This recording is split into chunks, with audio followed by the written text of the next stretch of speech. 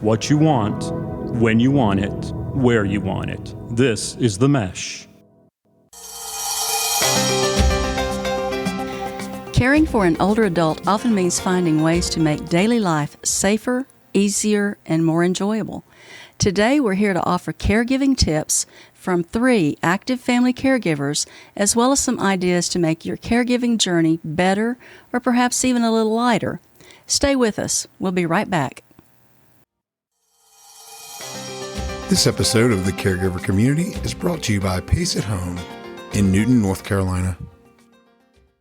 I used to think healthcare was all the same until I discovered Pace at Home. Now I can come to a place to stay active, see the doctor, or just enjoy a meal with my friends. Plus, having a team of people that help me make sense of my options gives me the support I need to stay in charge of my own health. It's been life-changing. With Pace at Home, we offer a unique lineup of personalized care and a caring staff that feels like family, all under one roof. Call today and discover a community of caring delivered at your own pace.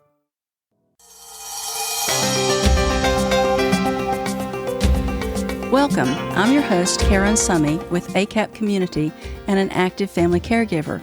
If you're listening to our live broadcast, today is Friday, November 7, 2025 at 12 noon Eastern Standard Time. We're delighted to have you with us. I have 2 guests in the studio with me today. First, Dr. Jane Everson is no stranger to ACAP. In fact, she was one of the founding partners who helped ACAPcommunity become a 501c3 nonprofit organization. She also helped provide the structure for our existing community caregiving programs. Jane holds an earned PhD in urban services and has decades of experience working with organizations and individuals dealing with disabilities. Jane lives in Hickory, North Carolina with her husband Jeff, and she's the primary caregiver for her 93-year-old mother. Welcome, Jane. Welcome. Thank you. Great. Glad to have you. Next, I have Mrs. Catherine Hague. Catherine is a recent North Carolina resident who moved from Houston, Texas, to help care for her brother, who has Lewy body dementia and Parkinson's disease. She's a retired English and creative writing teacher and also a certified teacher for Abydos Learning International, where she conducted workshops on creative writing.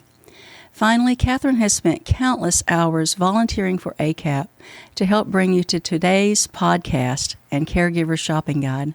Thank you, Catherine, and welcome. Happy to be here. Great. Okay. Today we're offering practical caregiving tips and also some product ideas that could help you in your caregiving journey. Whether you're a family caregiver, a friend, or a loved one, the upcoming holidays may be stressful as you ponder yet again, what can I give to my loved ones for the holidays? Personally, that gets harder and harder for me, and I've been gathering ideas for my own family. We hope you'll learn about products or devices for older adults that you didn't know about or haven't researched, and how to do a little comparison shopping as you seek products that can assist you or those in your care. We've selected products that can bring comfort, confidence, and independence, which of course we could all use every day. We've curated these into a dedicated shopping guide for shopping during the holidays or year-round. Inside the guide, you'll find ideas for accessible living solutions for the home, either installed or portable, assistive technology, both high and low tech, personal care items, leisure and lifestyle tools and supplies, mobility aids, and adaptive clothing that support both physical well-being and emotional connection. Each item in this guide is chosen with dignity, practicality, and quality of life in mind. Now, just one more thing before we begin our tips and shopping guide. It's important for you to know that ACAP does not endorse or promote specific brands or products. Instead, we hope to inspire ideas and highlight the types of items that can be especially useful for older adults and their caregivers. We encourage you to compare features, quality, pricing, and suppliers among different options to find out what fits best for your loved one's needs and budget. With full transparency, please know that ACAPcommunity receives a small compensation for items listed with Amazon affiliate links at no additional cost to you, and we do appreciate your support of our nonprofit organization. Okay, ladies, let's dive in and talk about our first tip. I'd like each one of us to answer the question first off, what is a gift? Because, people have very different ideas about that. And so in particular, let's frame our responses in light of caregiving and care receiving. Catherine, what's a gift? Well, really, a gift is anything that you want it to be. Being a former English teacher, I had to look up the word gift just to get the perspective of what it said. And I love this definition because it says something given voluntarily without payment in return as to show favor towards someone. I love that line, as to show favor towards someone, honor an occasion, or make a gesture of assistance. Wow, how well does that fit in? Make a gesture of assistance. Absolutely. A present. So oftentimes, no matter what it was, if I was giving my mother, I would walk in the door at the assisted living with, one of those beautiful drinks from Starbucks, and I would say, I have a present just for you. Mm-hmm. Arranging a friend of hers to come. A gift is anything you want it to be, but something that helps that person feel better or helps them manage their daily living. That's an excellent start. Jane, how about you? What is a gift to you?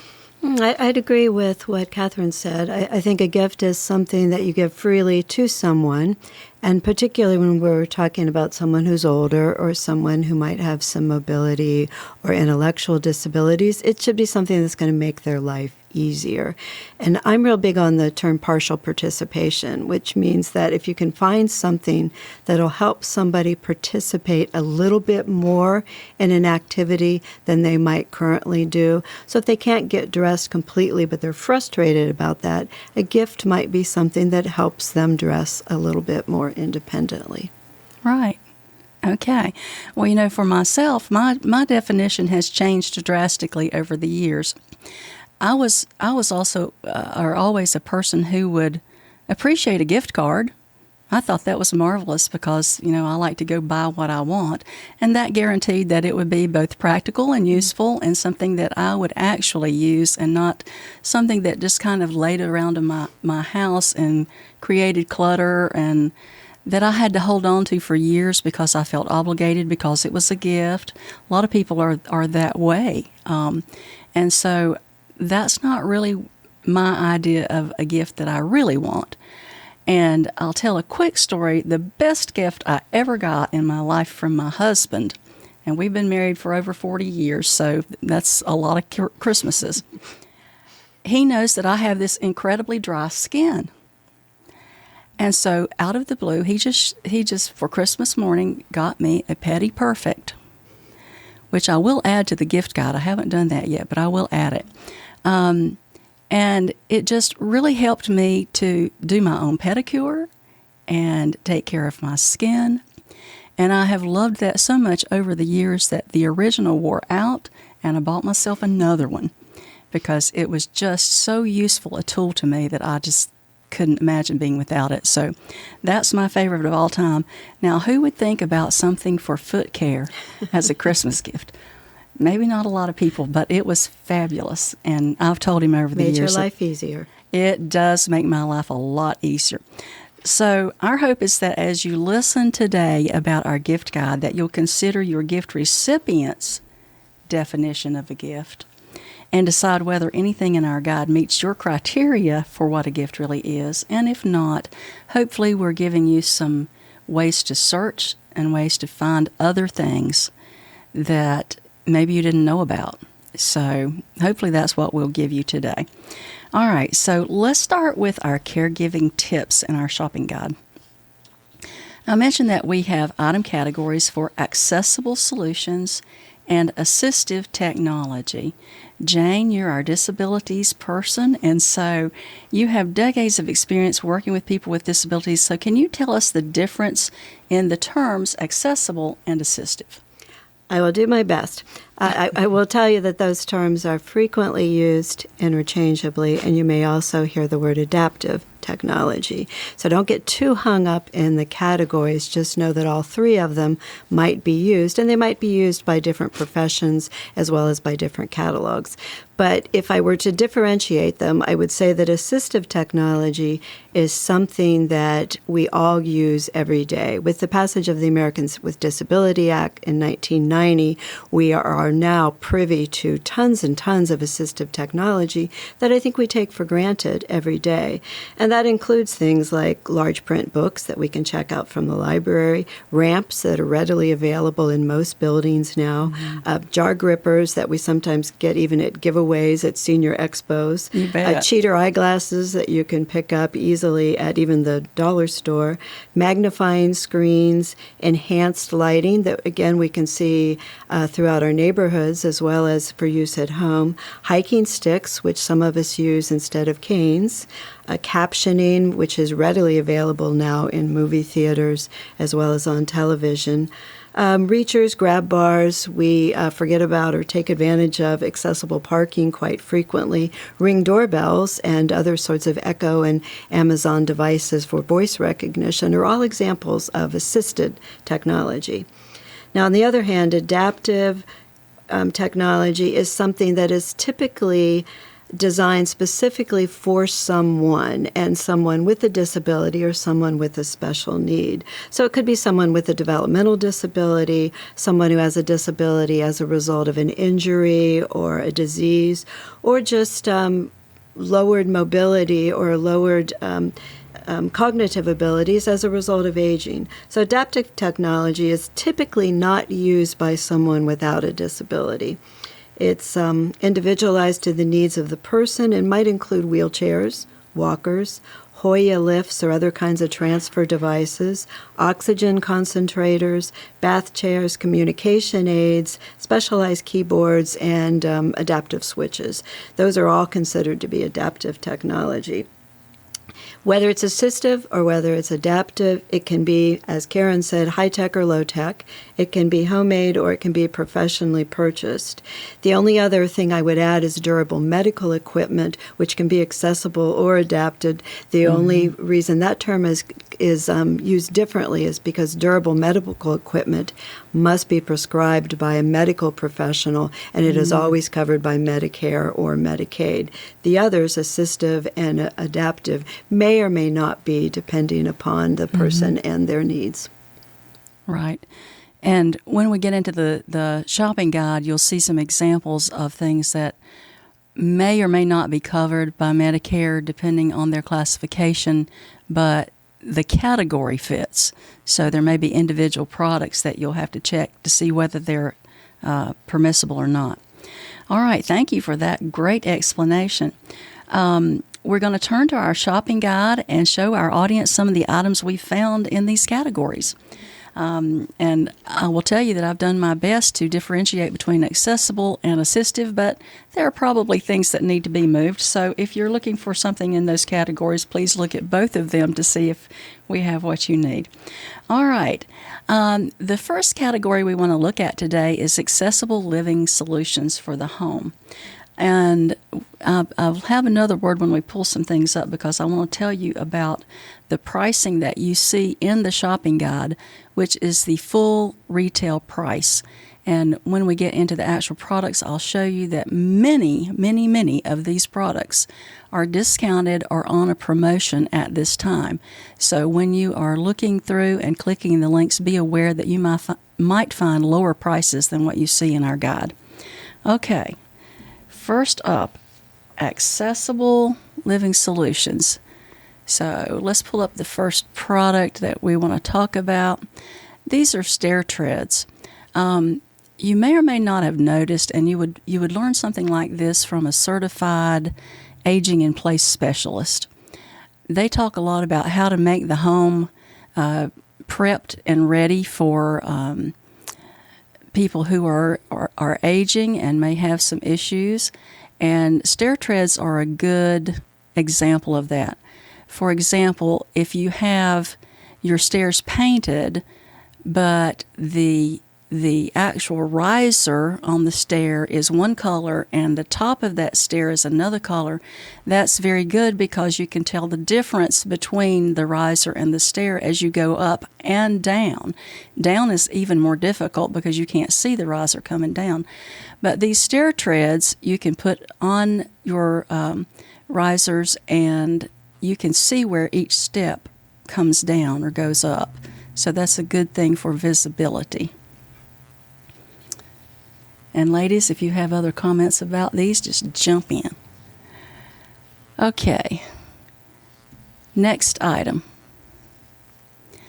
All right, grab bars. These are so handy in a house that is accessible for anyone who has disabilities or is aging. And these are installed grab bars. And ladies, I know you want to talk about these grab bars, so what tips do you have? Well, I just think for myself and my husband, now that we're using grab bars, it's very uncomfortable for me. It's very scary to be someplace where they aren't there. And we have a lot of older people who come and stay with us, and it's just a must, because if you don't have something to grab onto and a nice mat in the shower, it's very unsafe. And I would not get the bars that are not actually installed in the shower. suction type, for example. Yeah, because they can come undone, and boy, what a mess that would be if you're showering and fall back through the glass or outside of the tub. That would be absolutely horrible. So we encourage you to look for the grab bars that have to be installed. And, I'm sure that even where you purchase them, sometimes you can get a name of someone who can help you with that. That's right. So a lot of the stores where you would purchase these will have installers or a list of installers where you can get them to put them in for you. Some of these, if you're putting them into a wood frame or something like that, it's not difficult. If you want to put them into like ceramic tile or something, you might consider an installer, or at least check an expert on how to do that safely without destroying your tile.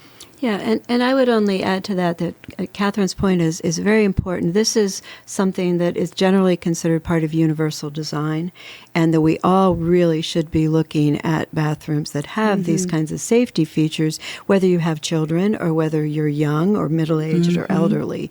It really is something critically important. The only other thing I would add to that is if you have the opportunity to have an occupational therapist or a physical therapist working with you, that person can help you make sure that you get them aligned with that person's height or needs. We've got tall men, we've got shorter women, we've got people in wheelchairs, and one size does not fit all. And, disabilities can happen at any age, too. Although we're focused on older adults and seniors, there are many, many people who have people in their households who do have disabilities, and these are useful for everyone. Absolutely. Okay, we're going to move on down to portable accessible solutions for the home. And so the next item is an elongated hinged toilet seat riser. Now, I am very appreciative that, toilet seats come in many heights. And so there are standard ones which are fairly low, and then you can go to your hardware store and buy one that has a taller seat on it in the beginning. But if you don't have that ability or the budget to do that, these seat risers are a great tool to use, where you just put them on there. They can be removed for cleaning or whatever. They're great for travel. Oh, good idea. Yes, well, travel. Karen, the house that we moved from in Houston, we had been in that home for 33 years. When my mother moved out of her home, they had been in that home for over 30 years. And most of those homes have the low toilet.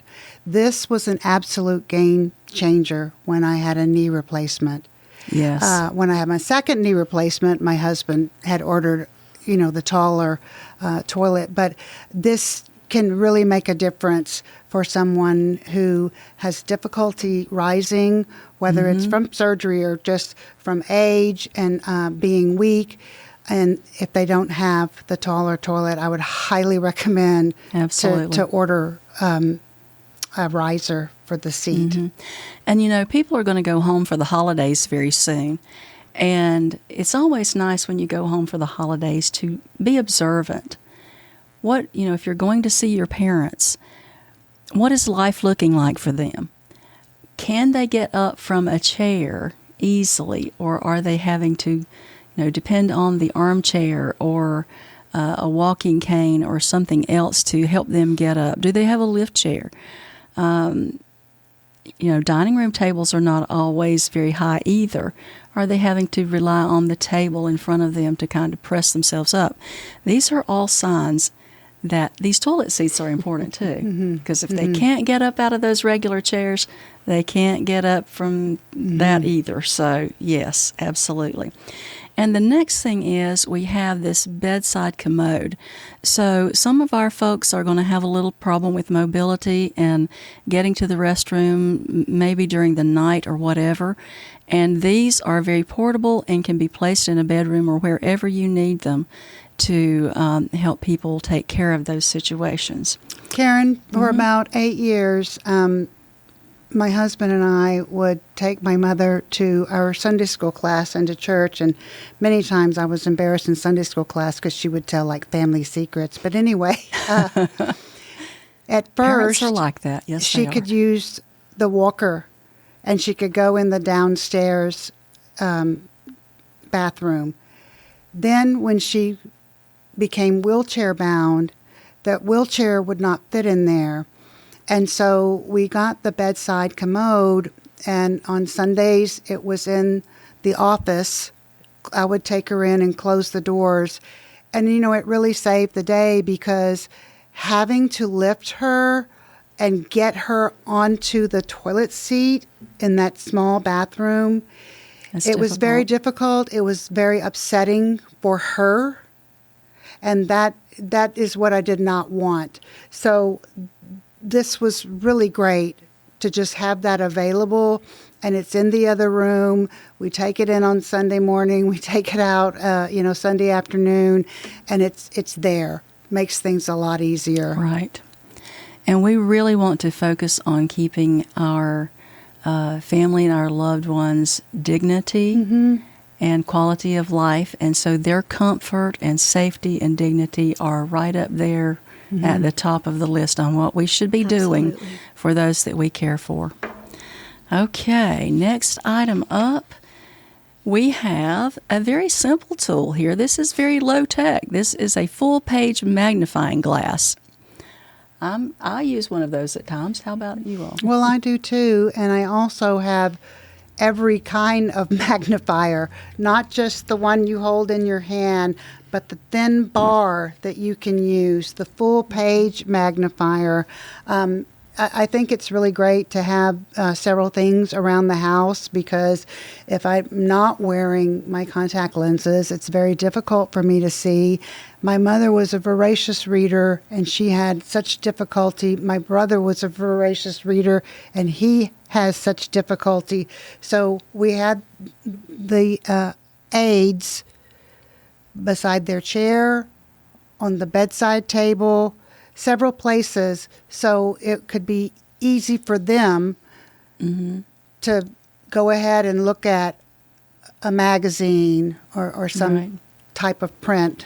And that brings to mind, we don't want to have these tools that are a distance from our care recipient, because then they may not be able to get up and go get it. I mean, especially if mobility is an issue, it needs to be in close proximity to them at all times where they're doing the activities, and that may require a little bit of organizational skill to try to set up little stations for our family so that when they need something, they can just reach and grab it. Otherwise, caregivers are going to get awfully tired, and we know that happens a lot. So, yes, make it easier on yourself and put those in close proximity. All right, up next, we have an adjustable height chairlift assist. And this literally fits under a sofa or a chair under the leg. And if you have furniture that is cushioned and springy, and sometimes people have a hard time getting up from that, this gives them a handle. It gives them something to hold to pull themselves up. And there are numbers of these. They come in all kinds of varieties. This is the one we're showing. We have some more in the guide, but they're really handy to have, and they're portable. If you don't need them, or if you just need them during the holidays, you can move them right out again and store them somewhere. Okay. And this, ladies and gentlemen, is a call bell. Now, some people will hate me for putting this in there because that suggests that somebody's going to call you. Well, yes, that's true. We have these in our house in case one of us is sick and really just needs to stay in bed and rest. So if we really need something desperately and we just don't feel like getting up to get it or whatever when we're not feeling well, then this is the kind of thing that we have. And also, if you have someone in the household who is a little unstable and they may need to get up out of bed and don't think they can get up quickly enough, they might call you with this. So it can be an emergency little bell as well. So yes. Okay. Next up, we have some pill organizers. Now, let's just see, ladies. Do you have these? Do you have these? Oh, that's how I know what day of the week it is. Right, absolutely. Well, me too. Yes. Actually, we have an alarm clock in here in a little while that we're going to talk about that again. But yes, these come in every variety you can possibly imagine. This is a low-tech organizer. It doesn't have a lot of bells and whistles. It does have a pill splitter in the case. It has 2 times a day compartments for 31 days of the month. And some of them, and I'm looking at this, I'm not sure whether this one does, but some of them are lockable so that you could lock your pills inside a case or in a storage container for your medications, so that if you have young people or people who are not able to know that they should stay out of that, this helps you to keep a safe situation. Okay. There's my alarm clock. I personally have this alarm clock. I absolutely love it. And why do I? I am semi-retired. I don't always know what day of the week it is until I get a little bit more awake, and I have a pill I need to take first thing when I wake up. And so this is my safeguard, and especially as I age, I know what day of the week it is when I look at my alarm clock that is sitting right beside my pill box. I even know the date. I know what the temperature is out. No, actually, this is an inside temperature, so wow, it was hot in that building wherever they took that photograph. It must have been the lights. And it gives me the time. It has a couple of alarms on it. I can change the tone of the alarm. It's just like a smartphone where you can change all the ringtones. I can change the ringtones on my alarm clock, so I don't have to have that jarring thing that wakes me up in the morning. It's a very gentle one that I've selected. And I can also adjust the light, the brightness of the light in this clock. So there are a lot of features I like about that. So yeah, I've been pleased with that one. I'd like to just add that there's also on the market, and we don't have it in this catalog, but I'm sure we can find it, vibrating alarm clocks that work really well for people who may have some cognitive impairment or people who can't hear. And they can be programmed to be either alarm clocks or smoke alarms. And that gives a lot more independence to people who may not hear the smoke alarm, may not hear the doorbell, may not hear the alarm clock. In fact, just a quick funny story. When my nephew went away to college, he was, as many young men are, someone who slept 15 or 16 hours a day, and you really couldn't wake him up. So I got him one as a joke to take away to college, and he used it every day his first semester to make sure he didn't sleep through his 8 o'clock alarm for class. So they work. That's hilarious. I love it. Okay, then we have something to store your medications in. You know, we showed you the organizer for the pills that you're loading the pill box for the month, and this is just an absolute storage box. And some people have one or the other, but not both. So this is something to consider, and this has a large compartment in the bottom of it that it'll hold a good amount of things in it. So consider a storage bag as well. All right, next up. All right. I can see the smiles across the country as people see this pop up on the screen. The Grabber Reacher tool. We have like 3 or 4 of these in our house, and a lot of rooms, because we drop things and they may go behind a table or a sofa or wherever. In the kitchen, there may be things that we're reaching for up in the cabinets and we can't quite get there. And these are so handy. This one is a higher quality one. I encourage you to look at customer reviews. And on that note, let me point that out. Underneath the title of each of the products in these listings, you'll see that there are customer reviews. Right now, just immediately below the title, you can see 4.6. That's on a scale of 5. So everything that we put into this shopping guide had at least a 4.0 out of 5. We didn't put anything with lesser reviews than that. And you can see how many people have reviewed each product as well.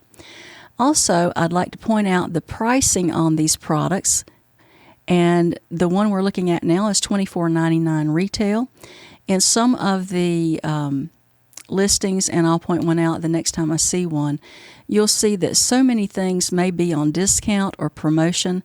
And so whatever we have in the shopping guide, be sure to look for lesser pricing, because we will have other things on there as well. You see in the little blurb about it, it says, must-have gifts. And I agree with that one on this item particularly. I'm tall, but sometimes I still have to use one. That's right. They're very handy. Okay, next item up. Okay, a lift chair. We talked about not being able to get up out of a chair, so this is a lift chair that is electric, and it will lift you in the position that you see so that you're practically standing up in the chair. For people who have Parkinson's and other type of neurological involvement, this is so wonderful for them. My mom had one, my brother has one at the nursing home where he is, and it just helps so much for them to get to that position where they're almost standing. Mm-hmm. You can get these chairs that massage, that have heat, and they come lumbar in support. Such a wide price range. You don't have to get something that's $3,000. No. Right. What is this one? Do you see the price? Scroll up just a little. For this one? Actually, it's free. No. Yeah, we wish. $299.99. Okay. Oh, yeah, that's wonderful. That's, $300 for that chair. And, what a difference it makes. I was seeing my 6'5" brother trying to hoist himself out of a low leather chair, and it did not feel good for people to be on the side always with the hand underneath the arm pulling him up. With this lift chair, it has really, really enhanced his quality of life.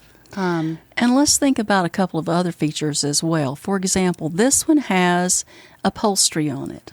Mm-hmm. We want people to be aware that, there may be some incontinence as you get older, and perhaps you need a cover on an upholstered chair, or perhaps you need a leather chair that is easy to clean. There are upholstered arms on this that look like they have some cushion to them. Now, since this is a lift chair, it's probably not that big a deal, but on recliners or rockers or other chairs that you might have in the room, those upholstered, cushy arms on those things are not much to push against when you're trying to lift yourself up. Seat height is important. There are very few pieces of furniture that I've seen that have a really good seat height to them, and so they're low by default.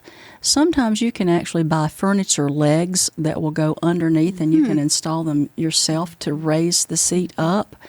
And you just have to take care that they don't tilt then if you're doing something that wasn't from the manufacturer. But there are lots of things to think about with these, and I encourage everybody to go to a local store where they sell these and try them out. We've put them in here because we want you to be thinking about them and looking at them. But truly, if you have an opportunity to go somewhere and check them out, that's very important. And the other thing I can say is that not only the seat height, but the seat depth, because my mother is 5 feet now. She's shrunk considerably in her 92 years. And most chairs don't fit her very well because they're too deep, and she can't even put her feet on the ground. So she's had to go out in search of chairs that have less depth to them, and she truly can sit in that without feeling like a child. Well, of course, my husband and I buy furniture based on our height and need, and it always makes me laugh when my friends come over and their legs are sticking out. And they're dangling. One thing I wanted to point out about the lift chairs, if you are going to purchase a lift chair for your loved one who is going into a nursing home, you do need to check. There are restrictions on the type of material that it's covered in. Okay? Just want to point that out. And one final thing is keep in mind that these are electric devices. They plug into a wall. And it is not unheard of to have your power go out while someone is in a reclining position in one of these chairs.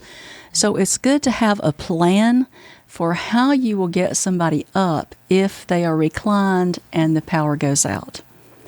I have seen people panic from that, and I'm not sure that I blame them. Some of them have manual mechanisms. It's also good to look into that so that if it does happen, you know how to manually work the chair. Good idea. Okay. I never All even right, thought next of that. item.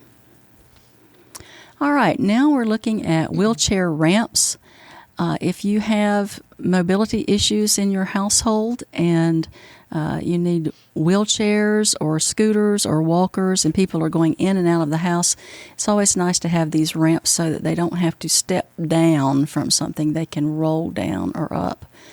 And these have non-skid surface to them. There are huge varieties of these. We're not going to spend a lot of time here. We may show a couple more of those.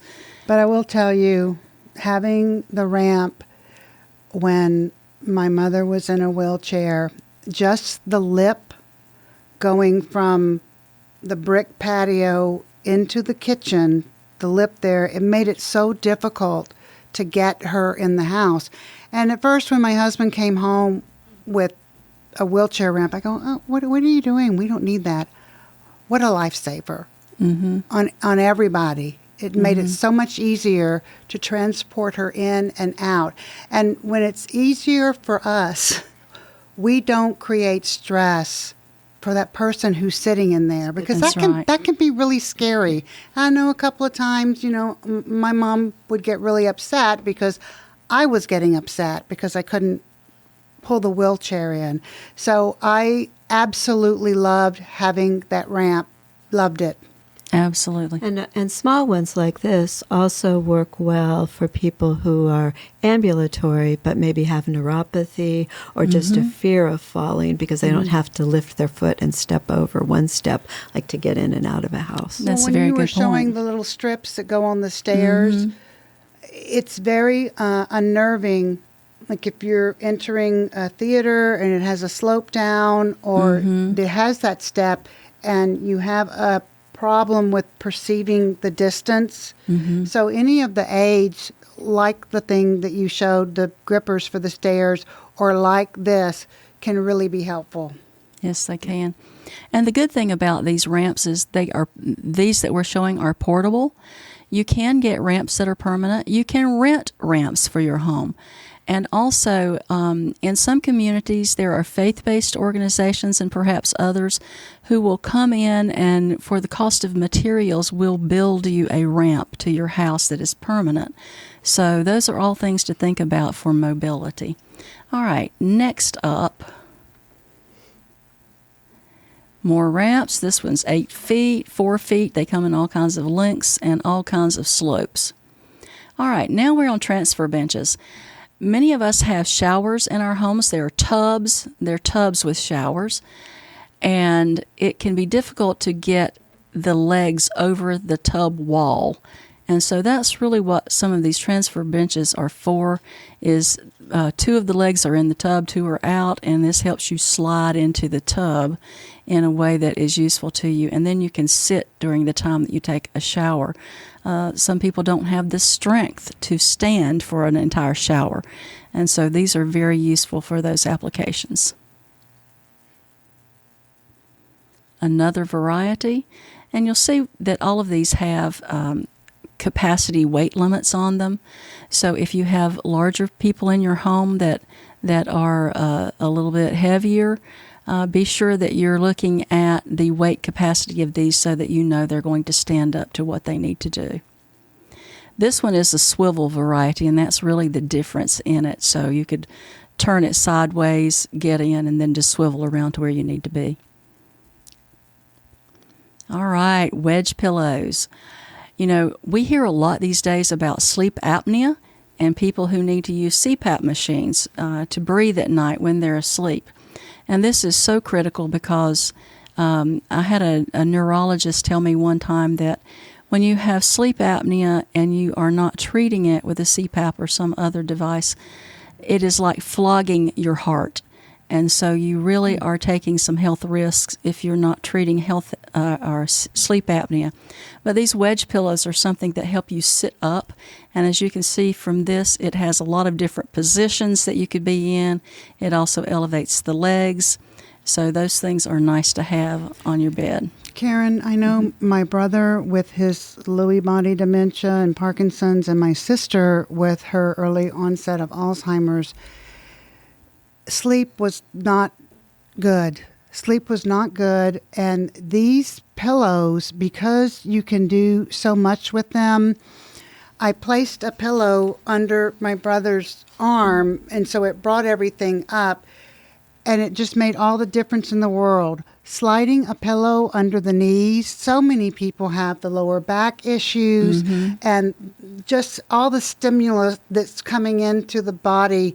If you can get them situated, it's a blessing. Absolutely. I agree. Okay. Then we have some high-tech devices. This is a medical guardian. These also come in all kinds of varieties. Usually you need a subscription, a monthly subscription that you'll pay for when you have one of these, because there's somebody on the other side when that button is pushed that is monitoring. They're monitoring for any problem that you might have. A lot of them have an option of fall protection. Some of them will detect falls, some will not. Some of them you can use only in your house. Some of them have, as this one does, the GPS tracking so that wherever you go, someone can find you as long as you have that device on your body. And so this would be good for people with dementia who wander. And it would help you to find their location if they left the house with you unaware. And again, that would be the cost of the device plus a monthly subscription service. There are many manufacturers and suppliers out there who take care of this kind of service for you. Now, this is a little bit different thing. This is a siren with a strobe light. It's a keychain. It's for self-defense if you're out somewhere and you're worried about security. Probably this is just a pull-apart device where if you pulled it apart, it would make a very loud noise and probably scare away any sort of attacker or somebody who's trying to do you harm. So there are devices out there like that, And so they're just called personal safety alarms if you want to look those up and find some that seem to suit your purposes. Jane, you want to talk about this? Yeah, Dysum is one of the tools of the trade that is very inexpensive. You buy a roll of it, and it's somewhat sticky, but not overly sticky. So you can put it on a bedside table, and coffee cups or alarm clocks or lamps or anything else that's easily tipped over is no longer easily to tip over. You can put it on a wheelchair, lap tray, and a person can put their silverware, their plate, their cup, and again, it's easily affixed without being too sticky. It's really something that I think just about everybody should have in their household, and just cut a piece of it whenever you need it to keep something stable. Many of us, as we get older, are more prone to just kind of knock things over if we're trying to turn on a lamp or turn off a lamp. This kind of stuff works really well. So I'm very intrigued by this. I've never seen it. So what is the surface of, say, like a bedside table once you peel it up? You mean if you put it on wood? Yeah. It doesn't hurt the wood. It's sticky. It's sticky on both sides, but it's not so sticky that it's going to leave residue. Okay. Yeah. Well, that's really intriguing. I'm going to have to get some of that, order some.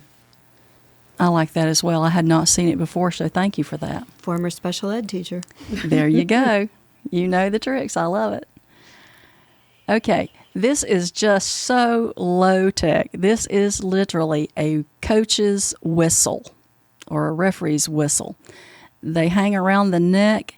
If your loved one is going to the garden or somewhere else and they don't have another means of signaling somebody if they get into trouble, they can just simply blow a whistle and somebody can hear that and perhaps come to their rescue. Now, Jane, you had something you mentioned about whistles and a disability, possibly with, if they had a disability, it wouldn't work very well.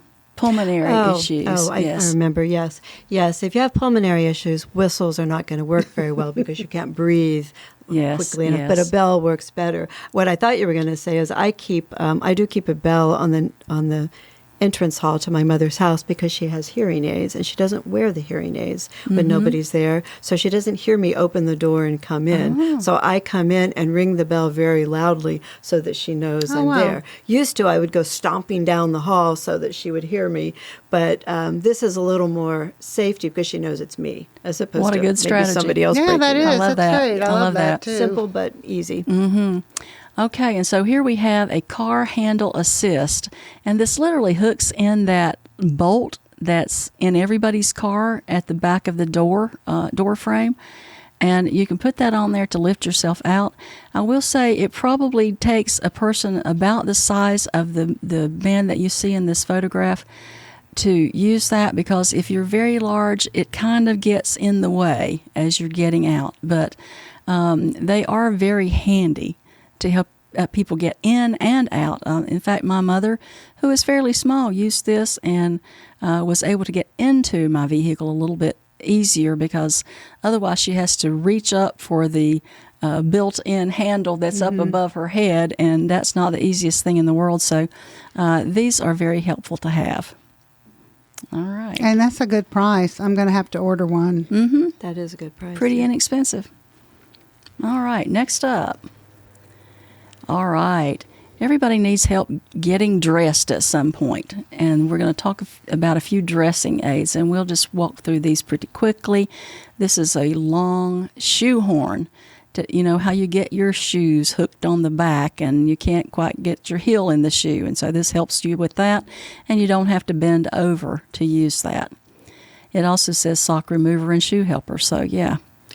You know, a lot of patients with Parkinson's, they have to have a shoe on once they get out of bed. So diabetics also. If you think about having to go to the bathroom and then getting back in bed and then having to get up again, to have that assistance, it's really important. It's really helpful, because my brother and my mother could not walk without the shoe on. Right. Absolutely. Okay, and then we have a sock tool. So you put the sock over the little tool, and then you just grab the handles and pull your sock on, and that tool slides right out.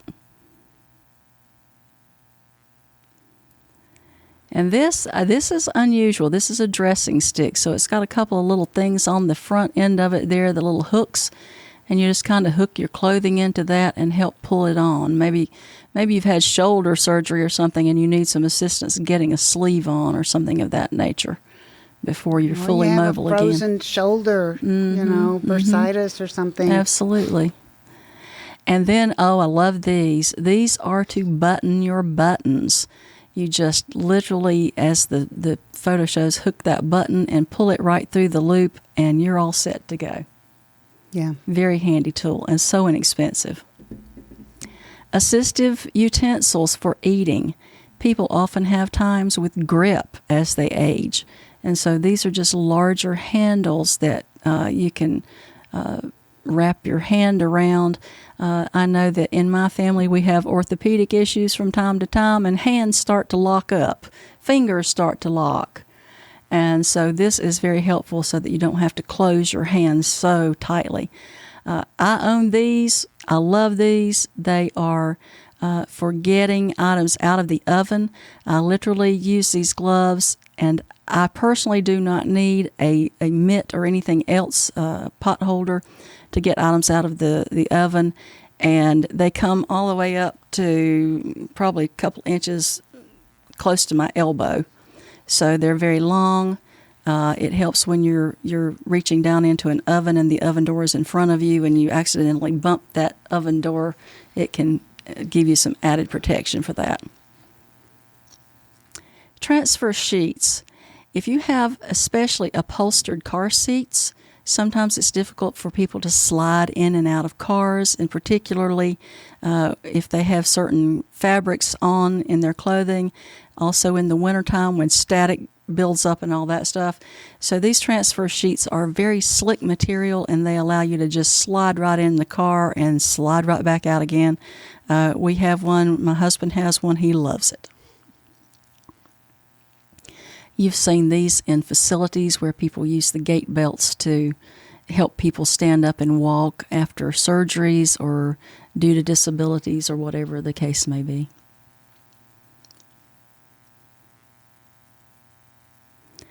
All right. We have two different products. Catherine, go. Well, the other night, they came in to take my brother to have a shower, and he was just too weak. He was too weak to go to have a shower. Of course, he would be sitting on a shower chair, but he was just, it wasn't going to happen. It's so nice to have something like this. So you can get in bed, put your pajamas on, get in bed, and feel clean and comfortable. So I highly recommend any kind of disposable, having those available, the washing, rinse-free bathing wipes. Right. And the next product is very similar. It's from Stryker. And our local hospitals use these. That's where I found out about them. Mm-hmm. That's where I did as well. And they're literally used for healthcare teams to help bathe people when they can't get in the shower. All right, Janie, you're up. Well, I think one of the things we've focused on so far a lot is daily living skills and being more independent. But we need to remember that people also have a lot of free time, particularly if they're in retirement facilities or in bed a lot. So thinking about the kinds of things they like to do or liked to do. Mm-hmm. All too often those toys look like children's toys, mm-hmm. or they're too complicated for adults. So we've picked out a couple of things here that are simple recreational activities for people that look like they're for adults. And they're mostly games and puzzles and activities that you don't have to win. There's not a competition. You're just playing with it. And a lot of times people with Parkinson's, people with Alzheimer's, they have to have something in their hands. They have to be doing something. So these kinds of things really help to pass the time and give them something to do. I'm going to order that. I'm going to order that. That's a good one. And people with dementia often like to have something to fiddle with, to fidget with. Yes. And you could probably address that better than I can, Jane. Tell me a little bit about that. Well, just absolutely, whether it's anxiety, whether it's just sporadic movements, giving them something to do not only makes them look more competent to other people, but it relieves their anxiety and gives them something to do. I like the toy we just saw, and I really like puzzles for people because it gives them something to do with their hands and keeps them occupied. Okay. All right. Next up. The garden kneeler. This summer I was privileged to host someone who was talking about lifelong gardening in our podcast, and he absolutely recommended these. These can be right side up as you see it here, and they can serve as a seat in the garden, and it's very portable. And you can flip it over, and it serves as a kneeler so that you can kneel down on the cushion, and then when you're ready to get up, you have those handles there that can help you get up off the ground. So that would be extremely important to me. And there are a variety of products in our garden tools that you can take a look at as well. I've been using those for years, someone with bad knees. And they are wonderful, wonderful. I don't go out and do any gardening without taking my little Absolutely chairs. And then for people who love to write or need to write, there are pencil grips, again, that keeps the hand rather open, and you don't have to close it down so tightly and risk locking up your fingers and joints. So that's what that's all about. Then we get into mobility. And we're going to move along pretty quickly because I know that we're having a very long podcast today, so we're going to keep it moving. There are all sorts of varieties of mobility solutions. There are walkers, there are rollators. The one you see here is a rollator. It has 4 wheels, a seat, kind of a back to the seat, a storage container underneath, brakes so that you can stop it when you're ready to. This one has a 350-pound weight capacity. They're excellent, and particularly around the home if you just need a little something extra. And, Jane, you have talked about working with an occupational therapist or a physical therapist. So walk us through some of these mobility solutions and give us some of your expertise on those. Well, I don't know that I'm the one to give expertise, but I think it's really important when you look at any of these mobility devices, even if it's something as simple as a cane, but certainly when you move all the way up to walkers and rollators and wheelchairs, that you have an occupational therapist or a physical therapist working with you to make sure first that it's the right device for the person and that the person knows how to use it appropriately. Because sometimes it's very seductive to start looking at these things and thinking, I'm going to get one of these, I'm going to get one of these, but it may not be the best for your family members' needs. Right. So I'm a big believer that you work with a physical therapist or occupational therapist. And Jane, people can arrange that through their primary care physician. Yes. They don't have to go looking themselves for an occupational therapy. They can say, can you refer me, or can you have someone come and look at what our needs are, and they'll come to the house. Yes, they will come to the house, yes. Good tips. Okay. So this is just slides for a walker, and we'll move on along to the next thing. Okay, so you have manual wheelchairs that have no electricity. They are totally human-rolled, whether that's the person seated in the chair or someone pushing from behind. They often have handlebars. They have huge wheels. This one says they have desk chair arms, and so that means that there's kind of a little half arm there, and then you'll see that the lower frame extends further out. So that helps you roll underneath a desk and use that while you're seated. Not all of them have those desk arms. They have full arms on them, so you just look for those features. The flip-up foot plates, and probably removable. A lot of them have removable. There are so many varieties of wheelchairs, of power wheelchairs, and we're going to just flip through some of these right now that we have here. This is an electric. It has a joystick on it. It's collapsible. there are so many features to look for, and I've been going through this year looking for various solutions. This one is collapsible. Some of them fold in half. Fold in half side to side, and the handles just come together. It depends on how you're going to use it, who's going to be in the chair, who's going to be pushing it, how much the chair weighs, how much the person weighs that will be in the chair. For electric models, what is the motor power? What are the features on it? Can you actually lift that in and out of a car? And how can you use it? And how can you use it in the house? Don't forget that there are cabinets in front of you in the kitchen. And if you have a foot plate extending out in front of that chair, you have to be able to get up to your cabinet or roll under a cabinet, toe kick, or whatever the case may be. So lots of things to think about. Mm-hmm. And while we have put those up here for you, we highly recommend that you go to a store that sells these items for durable medical equipment or mobility solutions, and just make sure that you can use the product. A lot of stores that I know will allow you to take one of these out into the parking lot and see whether you can lift it into the car and get it out, or what you need to do. So, this is very personalized, and it needs to be fitted to each person and how they will use it. Additional comments about that? No, I think you're absolutely correct, and I'm glad you're emphasizing that. I think the only thing that I would add is that I think when we have an elderly parent or a spouse or a sibling, even if they're fairly mobile now, I have found that having a folding wheelchair is essential if you take someone to a new restaurant, a park. I took my mother to her grandson's graduation, and we just didn't know how far someone was going to have to walk, whether there would be accessible seating. So I bought just a real inexpensive foldable one that I just take in the car anytime I'm not sure how far my mother's going to have to walk. We did that as well. The transition wheelchair used just for getting someone into a building.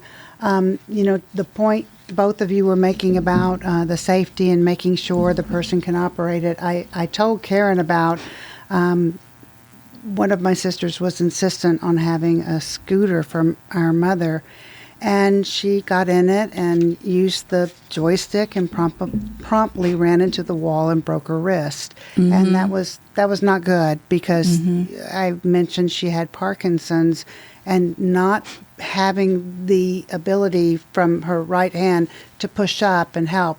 It was a mess. So that's really good. Take it out in the parking lot and test it out. Mm-hmm. Absolutely. And I will say, depending on where you're going with the wheelchair, if you want one that's portable and you're going outside the home with it, and even inside the home, be very careful about turn radius for these vehicles, because you may have very small spaces you're trying to go into. Doctor exam rooms are notoriously small, so getting just the smallest mobility aid into those rooms and out is a real chore. And the wheelchairs, some of them have 0 turn radiuses on them, especially the power variety. But the scooters that have the longer body, some of those need 4 or 5 feet to turn. Mm-hmm. And so be sure to look out for that as well as you're thinking about these items. Well, ladies, we've got another category of clothing, but I think we're going to just let people look through that as they get into the shopping guide and take a look at what all we have here, and we're going to call that it for today. So I just want to thank both of you for being here with us today. Mm-hmm. You have added so much and given so many tips about things to look for, and there are many more that we didn't have time to even touch, but we are happy to offer additional programs of this sort that will help you. If you just leave a comment for us, we're happy to see what we can do about that. I want to reiterate that, things are, anything that someone thinks is a gift to them is a gift. And most of these items are very useful things.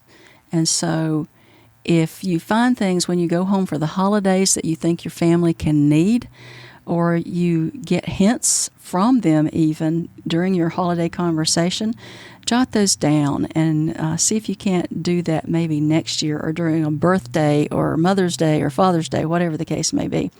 There is so much to learn and so much to know about caregiving, and we thank you all. This is, in November, is National Family Caregiving Month, and we want to thank all of you who are caregivers for your families and your loved ones and for taking good care of people. That really is a big part about what life is all about. So thank you, Jane, and thank you, Catherine, for being with me and for your considerable help with this. Thank you, Karen. You are quite welcome. And I want to say thank you to our audience today, our listening audience, our viewers and our listeners for being with us. We hope that you'll find something of use in our gift guide and in the tips that you've heard. If you haven't already done so, please be sure to click that like button below your video screen. If you'd like to see more of our videos, click the subscribe button, and be aware that you can also click the share button so that your family and friends can see this broadcast as well. We'd also like to thank Senior TLC, formerly known as Pace at Home in Newton, North Carolina, for sponsoring all of our Caregiver Community podcasts, and to Every Age, our sustaining partner. Please join us again on Friday, December 5th, for our next episode. We have a truly uplifting program planned for both caregivers, self-care, and for those in your care. You can view the replay of today's program through our website at www.acapcommunity.org, or find the audio podcast as part of the Mesh network of online shows and podcasts. You'll find us on any platform where you listen to podcasts, as well as on our website. Finally, we have a rapidly growing number of local community chapters offering in-person monthly programs. You can find information on that on our website as well. Until next time, be well, happy holidays, and bye for now.